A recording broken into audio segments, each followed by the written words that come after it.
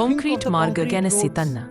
ඔබ නාගරීකරණය කරන විට මුළු දේම ඊටත් වඩා කොන්ක්‍රීට් වෙනවා. අහිංසක සත්තු මොනවද කරන්නේ? ඔවුන් ජීවත් වෙන්නේ කොහේද? ඔවුන් නිදාගන්නේ කොහේද? ඉතා වගකීම විරහිතව අපි මේ විදිහට නගර ගොඩනගනවා. පස්සේ අපි ඔවුන්ට කන්න දීලා භක්තිමත් විදිහට ක්‍රියා කරනවා. ඔව් පැහැදිලිවම ඔවුන්ව පෝෂණය කරන්න. මට කුසගින්නෙන් පෙළෙන සතකු හමු වුවහොත් පැහැදිලිවම මම ඒ සතාට කන්න දෙනවා. නමුත් ගැටලුවේ මූලය සම්බන්ධයෙන් යමක් කිරීමට මා සතුව තියෙන වගකීමෙන් එය නිදහස් වෙන්නේ නැහැ. පැහැදිලිවම සීතලෙන් වෙවුලන බල්ලකු ඔබ දුටුවහොත් ඒට යම් රැකවරණයක් ලබා දෙන්න. නමුත් එය ඔබේ වගකීමේ අවසානය ලෙස නොසලකන්න. සියලුම බාහිර ගැටලු ආරම්භ වන්නේ මිනිසාගේ මනසින්.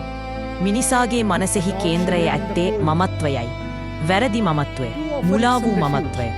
සියලු අභ්‍යන්තර හා බාහිර ගැටලුවලට හේතුව එයයි.